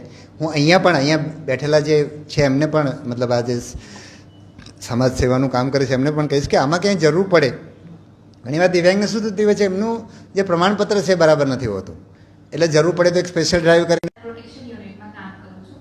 તો મને એવી રિક્વેસ્ટ છે, સાથે ક્વેશ્ચન પણ છે કે અત્યારે અમે પ્રોટેક્શન ઓફિસર તરીકે કામ કરું છું અને અમે ચાઇલ્ડ ડેવલપમેન્ટ માટે ભરપૂર કામ કરીએ છીએ, પણ લિમિટેશન ક્યાં આવી જાય કે કોન્ટ્રાક્ટ છે, રાઈટ? તો મને એવી રિક્વેસ્ટ છે કે કેમ ચાઇલ્ડ પ્રોટેક્શન કરવો પડશે, કેમ કે હું આ ફિલ્ડમાં અમારી પાસે કોઈ એવો સ્કોપ જ નથી કે અમે પરમનન્ટ થઈ શકીએ. ઓકે, ચાલો હું સમજાવું તમને. એક તો સરકારે કઈ રીતે એમને કાયમી લેવા છે, ટેમ્પરરી લેવા છે, એના પ્રશ્નો બરાબર છે. આ તો આ બધું જે આઉટસોર્સિંગવાળું આવ્યું, અમે જ્યારે નોકરીમાં દાખલ થયા ત્યારે આવું કંઈ હતું જ નહીં કે કુટુંબ સહાયતા કેન્દ્રો શરૂ કર્યા હતા. નવસારીમાં પણ હતું.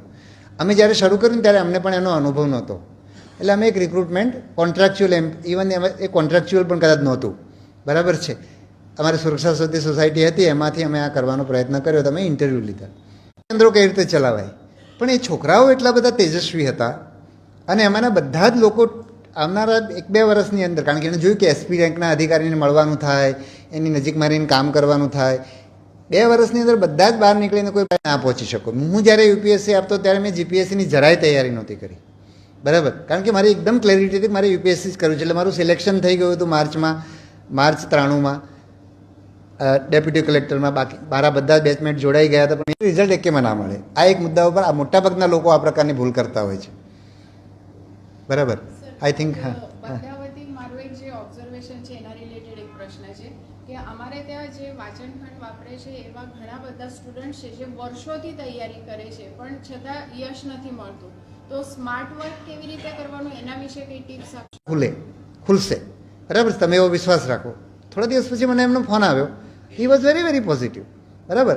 તો તમારે આ પરીક્ષાને એક તો આ રીતે તમે જીવન મરણ ના બનાવો. જીવન મરણ બનાવશો ને તો તમે એટલા બધા સ્ટ્રેસમાં આવી જશો, ક્યાંક ને ક્યાંક પ્રાઇવેટમાં નોકરી મળી શકે. એટલે તમારી એ લિમિટેશન ઘણા બધામાં હોય છે, બધામાં હોય છે એવું નથી, પણ ઘણા બધા 50% લોકો, મારી દ્રષ્ટિએ 50થી 70% લોકો એવા હશે કે જેની પાસે સેકન્ડ ઓપ્શન જ નથી. પણ એવું ના માનો, તમે આજે 10,000ની નોકરી પણ શરૂ કરશો અને તમે જો એ નોકરી સરખી રીતે કરશો ને, તમે ક્યાંય પહોંચી જશો. સરકારી નોકરી કરતાં ક્યાંય આગળ નીકળી જશો. એટલે એવું માનો જ નહીં કે સરકારી નોકરી એકમાત્ર વિકલ્પ છે, બરાબર. અને તમારી પાસે ડિપ્લોમા નથી એટલે તમને એવી પ્રાઇવેટની નોકરીઓ પણ નથી મળી રહી. પણ તમે તમારા જીવનમાં મેં તમને જે ગુણો કીધા ને એ ગુણો રાખશો તો સમાજને, તમારા કુટુંબને, બરાબર છે, પ્રાઇવેટ કોર્પોરેટ વર્લ્ડને પણ તમારા વગર ચાલશે નહીં. એટલું પાક્કું. તમારી જાતને તમે એવી બનાવો ને કે તમારા વિના ચાલે નહીં. આમાં શું થાય કે આપણે સરકારી નોકરી ના મળે એટલે આપણે નકામા થઈ ગયા. એવું ના હોવું જોઈએ. તમારું વ્યક્તિત્વ એવું હોય કે તમારા વિના સમાજને ચાલે જ નહીં.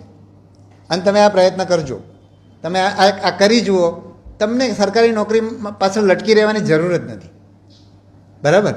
એટલે આના ઉપર ખાસ તમે તમારા વ્યક્તિત્વ ઉપર ધ્યાન આપજો. તમારા સમાજની તમને યાદ કરવા માટે પણ ગમશે નહીં કે મેં 5 વર્ષ કે 3 વર્ષ કે આમાં આપ્યા હતા. એટલા તમે આગળ નીકળી જશો. આ તમને આજે નહીં લાગે, કારણ કે તમે તો અત્યારે તો સ્ટ્રગલ કરી રહ્યા છો, તમને મનાશે નહીં, બરાબર. હું જે કહી રહ્યો છું તમને મનાશે પણ નહીં, પણ તમે બહુ આગળ નીકળી જશો. ઓકે.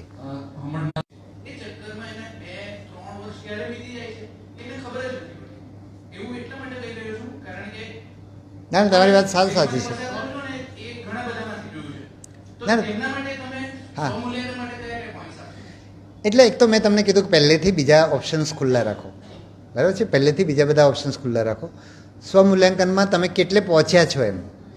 દાખલા તરીકે તમે જીપીએસસી આપતા હો અને 50 માર્ક્સનું કટ ઓફ હોય ને તમારા કોઈ પણ ક્લાસ કોઈ પણ પરીક્ષા આપણે લઈએ કે 50 માર્ક્સનું કટ ઓફ હોય અને તમે બીજા એટેમ્પે પણ તમે 25 જ હો, બરાબર, તો તમને એમ લાગે કે હવે મારા માટે આ નથી, બરાબર. એ રીતે વિચારવું પડે.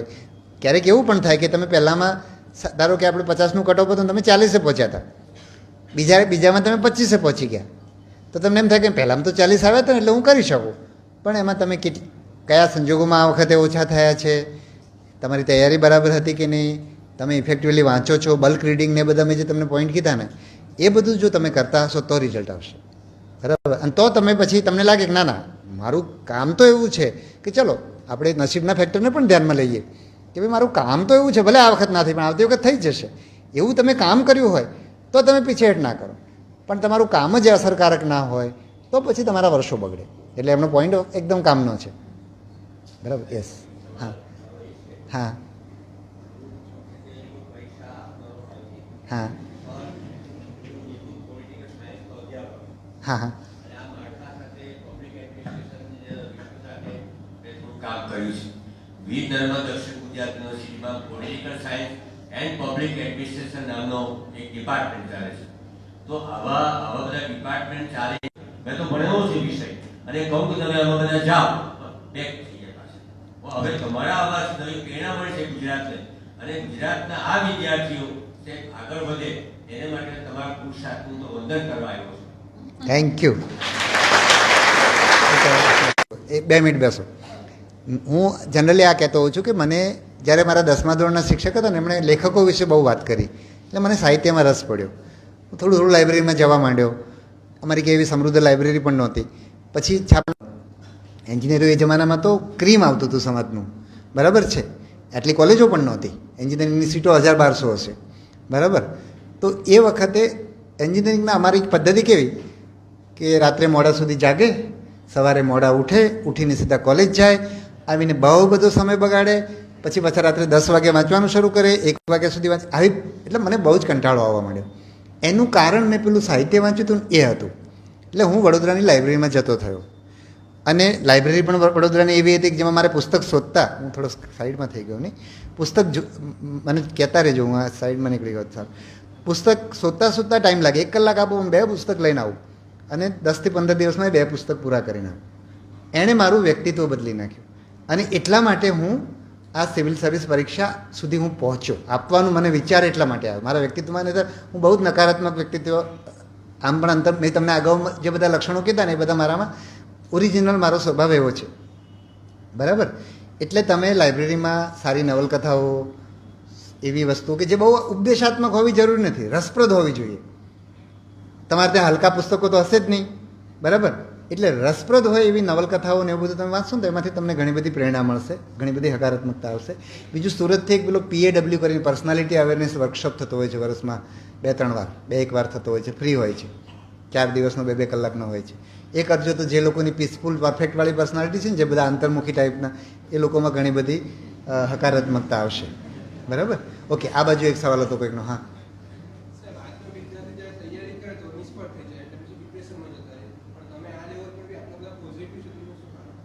એ જ અમે બધા પણ આ જ સંઘર્ષમાંથી પસાર થયા હોય. પણ હા એટલું પાક્કું હતું કે અમને ત્યારે પણ જ્યારે આપતા હતા ત્યારે મને યાદ નથી કે મારા પરીક્ષાના પરિણામો આવ્યા ત્યારે ક્યારે હું નિરાશ થયો હોઉં.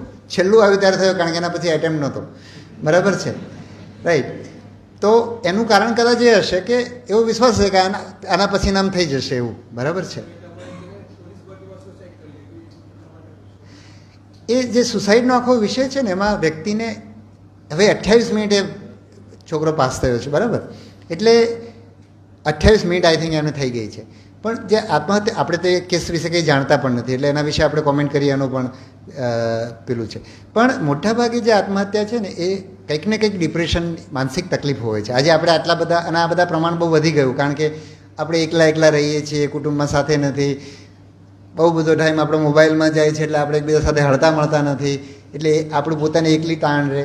એટલે એ સંજોગોમાં આત્મહત્યા છે માત્ર પરીક્ષાની નિષ્ફળતા માટે હોય એવું જરૂર નથી, એની માનસિક સ્થિતિ એવી હોય એવું પણ બને. બરાબર, એટલે આપણે એક પર્ટિક્યુલર એક કિસ્સામાં શું થયું તો આપણને ખબર પણ નથી. પણ એટલા માટે જ અમે પેલી જે જીવન આસ્થા હેલ્પલાઇન મેં તમને ટ્વિટર પર પણ મૂક્યું છે, એ તમને એમાં બહુ જ ઉપયોગી થાય, કોઈ પણ વ્યક્તિને ઉપયોગી થાય. અને એ માત્ર વિદ્યાર્થીઓ માટે નહીં, કંઈ પણ હોય, મોટી ઉંમરના લોકો. અહીંયા જ આ જ જિલ્લાના એક બેન હતા, એ એવું કહેતા હતા કે મારે આત્મહત્યા કરવી છે. તો આત્મહત્યા કેવું હોય એ તમને કહું. અમારી સુરતની હેલ્પલાઇન એ વખત સુરતમાં હતી, અત્યારે માત્ર ગાંધીનગરમાં ચાલે છે. તો આત્મહત્યામાં એ બહેનનો ફોન આવ્યો કે મારે એ મેન્ટલ હેલ્થ હેલ્પલાઇન જીવન આસ્થામાં ફોન આવ્યો કે મારે આત્મહત્યા કરવી છે. બધું જ સારું હતું, મતલબ ઘરમાં બધા જ પ્રકારની ફ્રીડમ હતી, પતિ સારા, બાળકો સંતાનો સારા, બિઝનેસમેન મતલબ બિઝનેસ ફેમિલી હતું, એટલે એમને બિઝનેસ કરવો હોય તો છૂટ, આ બધી કરવું હતું, પણ છતાં પણ એમને આત્મહત્યા કરવી હતી. એટલે અમારા લોકો વાત કરતા ગયા તો ખબર એ પડી કે 3-4 વર્ષની ઉંમરે એમની સાથે ચાઇલ્ડ સેક્સ્યુઅલ એબ્યુઝ થયું હતું. એટલે જિંદગી એ વખતે જીવવા જેવી નહોતી, અત્યારે બધું હતું છતાં જીવવા જેવી નહોતી. એટલે જે કાઉન્સેલિંગ કર્યું પછી એમાંથી એ બહાર નીકળી ગયા. એટલે આત્મહત્યા આપણે જેમ માનીએ છીએ કે પરીક્ષામાં નિષ્ફળ થઈ ગયા, પ્રેમ ભંગ થઈ ગયો, દેવામાં ડૂબી ગયા અને માણસે આત્મહત્યા કરી, પણ એને જો ટાઈમલી આપણે મદદ કરીએ તો એ બધા બચી શકે એવા હોય છે. બરાબર, ઓકે, યસ, બસ પૂરું જ કરી આવી હતી. અમે પ્રશ્ન કરો હા, વિદ્યાર્થીને જ લઈએ, અમે પૂરું જ કરી રહ્યા છીએ. આપણે છે પણ નહીં, બહુ પ્રશ્નો છે પણ નહીં હવે. હા,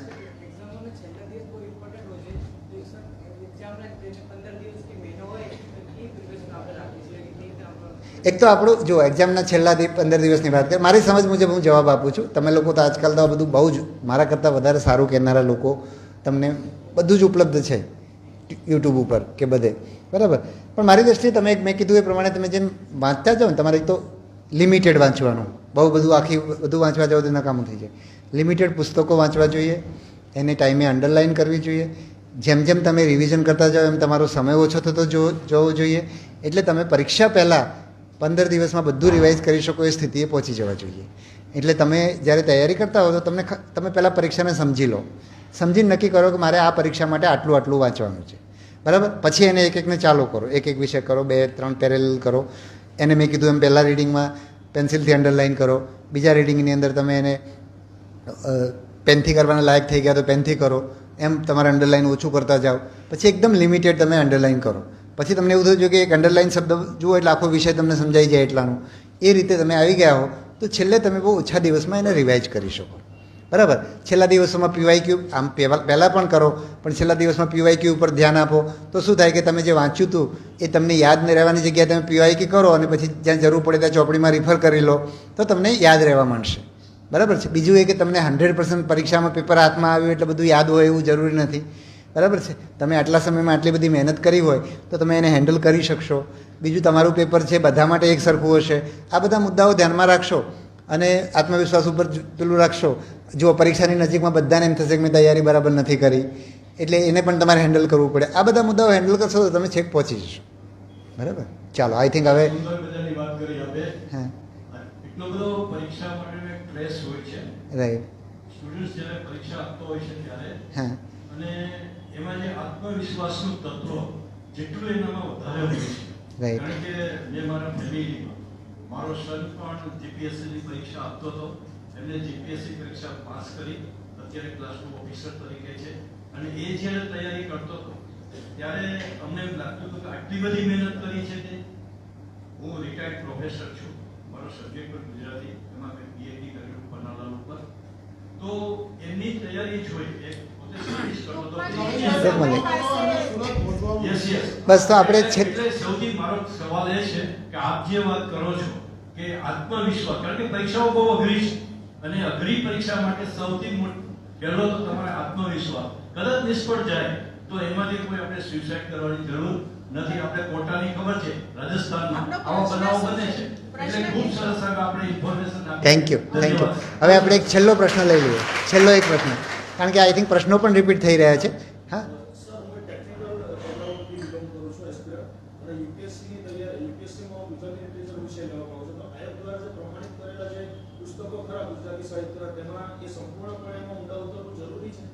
આયોગે ક્યાં પ્રમાણિત કરે? હા, એટલે જે તમારા અભ્યાસક્રમના પુસ્તકોની વાત કરું છું.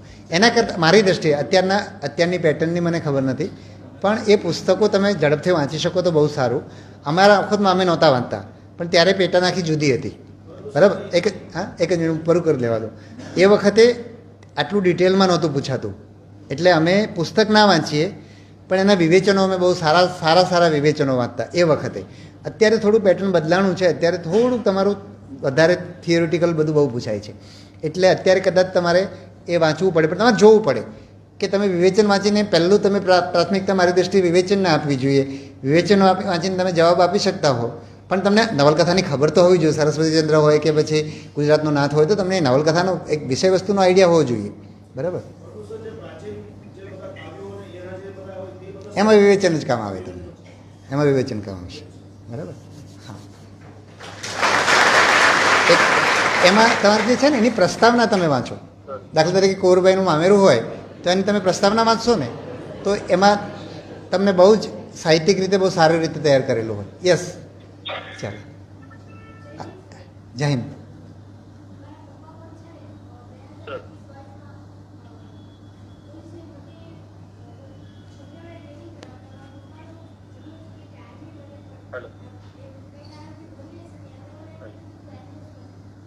બેટા સમજાતું નથી હા તારું મને.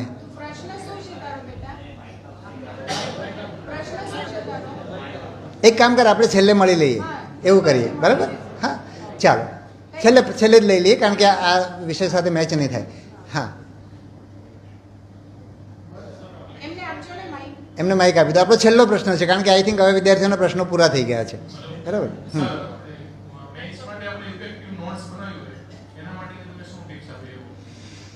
મેઇન્સ માટે કઈ યુપીએસસી જીપીએસસી એટલે એમાં એક તો તમારે પહેલી વસ્તુ તો નોટ્સ છે બહુ મિનિમમ હોવી જોઈએ. હું તો નોટ્સ કરતાં તમારું જે મટીરિયલ છે સારું મટીરિયલ અંડરલાઇન કરેલું એ વધારે સારું રહે. એમાંથી તમારે બહુ લિમિટેડ, ધારો કે તમારો એક ટૉપિક હોય એમાં 25 પાના છે, અંડરલાઇન કરો તો એક ઓછું થઈ જાય. પછી તમે એક પાનાની એમાંથી નોટ બનાવવાના હોય તો નોટ બનાવવાની, બાકી નહીં બનાવવાની, બરાબર. 5 પાના 25 પાનામાંથી 5 પાના થવાના જ, નોટ નહીં બનાવવાની. ચાલે જ ને, નોટ્સ બનાવવું થોડું જરૂરી છે. વિષય સમજાવવો જોઈએ, કારણ કે આ તો ડિસ્ક્રિપ્ટિવ પેપરમાં તમારો વિષય સમજાવવો પડે, રાઈટ. ઓકે, ચાલો, સૌનો ખૂબ ખૂબ આભાર.